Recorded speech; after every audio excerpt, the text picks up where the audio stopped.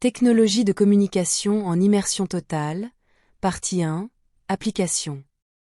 Bonjour à nouveau, merci d'être ici avec moi une fois de plus, j'espère que vous allez très bien aujourd'hui, je suis Marie.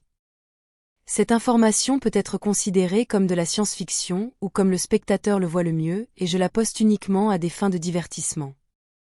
Cependant, je prends mes informations très au sérieux et pour ceux qui ont des yeux pour voir. Et ceci, comme je dois toujours le dire pour ma propre protection ici sur YouTube, s'applique particulièrement à tout sujet technologique similaire à celui-ci. Cependant, ces systèmes font partie de ma vie quotidienne ici.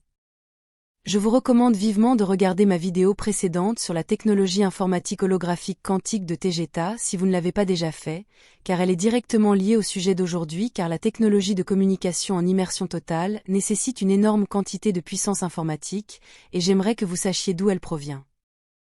La technologie de communication en immersion totale n'est rien d'autre que la réalité virtuelle poussée à son stade ultime et le plus avancé. Si avancée qu'elle est indiscernable de la réalité elle-même, à quelques petits détails près dont je parlerai plus tard, notamment dans la deuxième partie de ce sujet, où je discuterai de la manière dont elle est réalisée. Les systèmes de réalité virtuelle utilisés par les sociétés interstellaires hautement avancées ont d'innombrables applications, et certaines des plus importantes sont les suivantes. La présence à distance, qui est lorsque le système vous emmène dans un autre endroit en utilisant sa capacité de réalité virtuelle, ou il vous emmène dans un endroit qui existe réellement et qui est également équipé du même système, de sorte que ce que vous vivez en l'utilisant est comme si vous étiez passé par un portail. Les vraies personnes de l'autre côté vous voient et interagissent avec vous comme si vous étiez là, faisant de ce système quelque chose comme l'appel Skype ultime. La prochaine application est à des fins de divertissement, où le système emmène l'utilisateur dans une réalité virtuelle augmentée, dans des lieux et des situations qui peuvent être des reconstitutions d'événements réels ou simplement créés pour le plaisir, des endroits et des situations fantastiques. Cette application du système est essentiellement le jeu vidéo ultime. Dans ce système, vous pouvez soit partager un monde de jeux vidéo avec d'autres joueurs réels, soit être seul à interagir uniquement avec des personnages générés par ordinateur, également appelés PNJ, comme avec les systèmes de jeux vidéo trouvés sur Terre. L'utilisateur peut générer ses propres mondes virtuels en utilisant le mode créatif du système, qui est également connecté à l'interface pensée-machine des ordinateurs que j'ai décrite dans ma vidéo précédente, ou simplement en manipulant des éléments et des pièces du jeu avec des éléments interactifs conviviaux en jeu, ainsi que verbalement. Toutes les applications de cette technologie utilisent une interface pensée-ordinateur,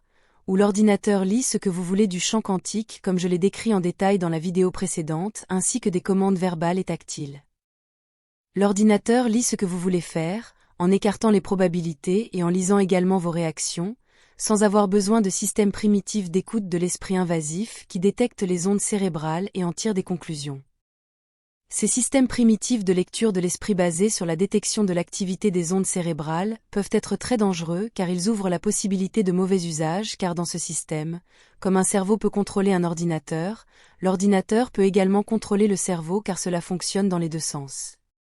Contrairement à cela, en utilisant l'interface esprit-ordinateur qui est basée sur l'observation et la prédiction de vos intentions, en utilisant le champ quantique, le cerveau et l'esprit de l'utilisateur biologique restent conscients et sans possibilité pour l'ordinateur d'imposer des pensées et des idées de manière invasive.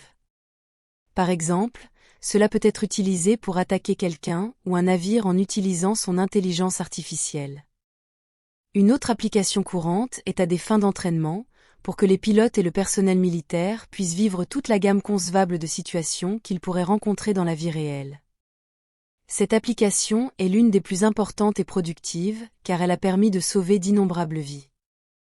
La prochaine application pour cette technologie est à des fins éducatives, afin que l'élève puisse apprendre en revivant un événement historique par exemple, ou en apprenant n'importe quelle matière en étant plongé dans un environnement de réalité virtuelle conçu pour submerger les sens de l'élève, avec toutes les informations à acquérir.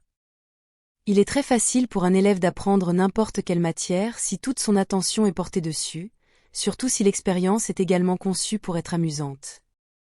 Ce système est particulièrement utile pour l'étude des événements historiques car les élèves peuvent les voir de première main, ou passer instantanément d'une situation à l'autre à leur guise. Ils peuvent voir les situations les plus dangereuses et dramatiques tout en étant parfaitement en sécurité dans leur salle de classe ou leur maison, oubliant complètement qu'ils sont même là. Une autre application pour cette technologie d'immersion totale est la conception d'objets et de machines où le créateur entre en réalité virtuelle pour concevoir et construire n'importe quoi, d'une œuvre d'art à un bâtiment ou un vaisseau spatial. C'est ici que cette technologie est d'une efficacité maximale car l'architecte peut voir sa création entièrement terminée devant lui en quelques secondes, tout en pouvant changer et déplacer des éléments de sa conception jusqu'à ce qu'il soit pleinement satisfait du résultat. Lors de l'utilisation de cette technologie pour la conception de vaisseaux spatiaux, elle est non seulement utile pour développer leur apparence, mais elle peut également donner aux concepteurs des situations générées par ordinateur appliquées au vaisseau spatial, pour émuler à peu près toutes les circonstances qu'ils pourraient rencontrer dans l'espace. Aidant ainsi les concepteurs et ingénieurs à tester ces mécanismes, moteurs, systèmes et sous-systèmes, ainsi que la résistance des matériaux utilisés pour sa construction. Cette technologie d'immersion totale permet aux ingénieurs de tester les matériaux pour améliorer leurs alliages, ainsi que de tester un vaisseau spatial virtuel prêt à l'emploi en le poussant dans chacun de ses composants à la limite pour étudier ses points de rupture, ou savoir où ils doivent renforcer chacun des composants. L'ordinateur qui contrôle et génère la réalité virtuelle où le vaisseau spatial est conçu, peut non seulement générer l'illusion de tous les objets pour les ingénieurs, mais il génère également toutes les caractéristiques de chaque objet, ainsi que les propriétés des matériaux utilisés dans leur construction et leur interaction avec d'autres composants. Par exemple les influences chimiques et magnétiques qu'ils peuvent avoir les uns sur les autres, ou avec la plus grande précision. Tous les vaisseaux spatiaux modernes appartenant à des cultures interstellaires hautement avancées sont conçus et testés en utilisant ce système de réalité virtuelle ultra sophistiqué. Logiquement, ce système est également utilisé pour d'innombrables applications industrielles, en particulier partout où un matériau doit être testé et poussé à sa limite, pour améliorer le produit final. Il s'agit de la forme la plus avancée de conception assistée par ordinateur. Un ingénieur, un architecte ou un groupe d'entre eux peut concevoir leur produit entièrement à l'intérieur du système de réalité virtuelle, le tester et le modifier,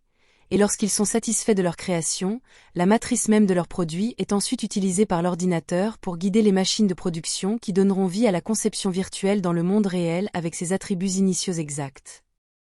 Une autre utilisation ou application importante de cette technologie est à des fins militaires où chaque scénario possible peut être simulé et vécu en réalité virtuelle avec la plus grande précision, et où toutes les variations d'action peuvent être testées avant de les exécuter dans le monde réel, tout en permettant également à l'ordinateur de prédire tous les mouvements des ennemis et des adversaires.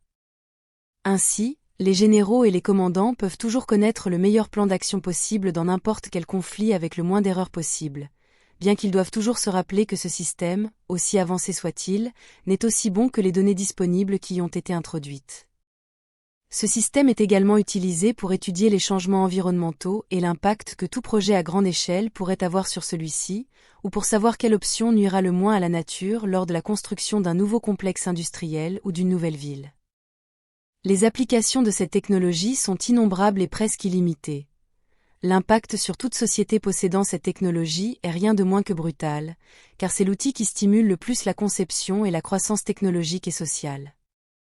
En revanche, cette technologie a entraîné l'effondrement de la créativité et de l'art dans de nombreuses sociétés avancées, comme vous pouvez l'imaginer, et comme vous pouvez commencer à le voir sur Terre, où la présence d'images, de musique, et même de textes générés par ordinateur commence à envahir la société, en remplaçant les créations de personnes réelles.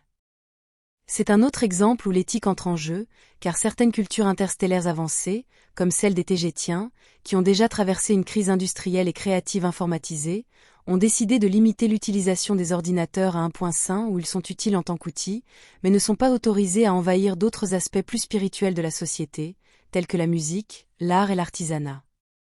À Tegeta, les choses créées industriellement ont de la valeur, et sont considérées comme un groupe spécifique de choses, tandis que l'artisanat manuel créatif et l'art sont considérés comme faisant partie d'un ensemble de normes complètement différentes.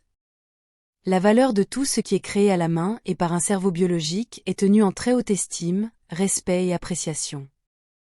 C'est pourquoi nous apprécions beaucoup plus les originaux que les exemples reproduits de tout objet ou chose. Cette technologie de réalité virtuelle avancée est également utilisée pour reproduire à peu près n'importe quel objet, aussi complexe soit-il, en utilisant des machines d'impression 3D avancées qui peuvent recréer presque tous les matériaux existants avec toutes leurs combinaisons, ainsi que leurs attributs chimiques et énergétiques. Je placerai un lien vers ma vidéo sur ces machines à la fin de cette vidéo.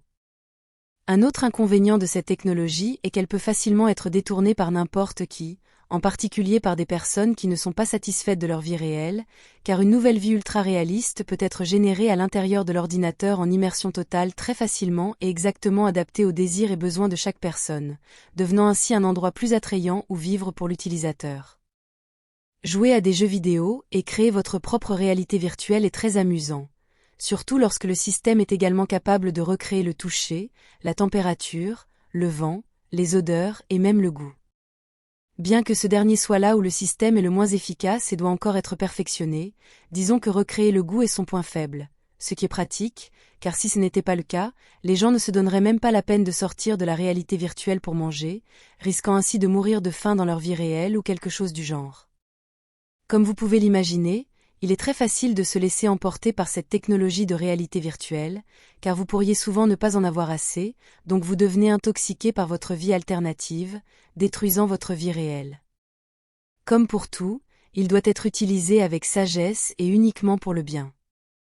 Dans mon prochain épisode, je décrirai aussi bien que possible comment ce système de réalité virtuelle ultra avancé fonctionne, et j'aurai la coopération de Zaikira, l'ingénieure en chef de ce vaisseau spatial, en tant que conseillère et mentor pour ce sujet, comme elle l'a été également pour celui sur les ordinateurs holographiques quantiques dans ma dernière vidéo, celle juste avant celle-ci. C'est tout pour aujourd'hui, à la prochaine.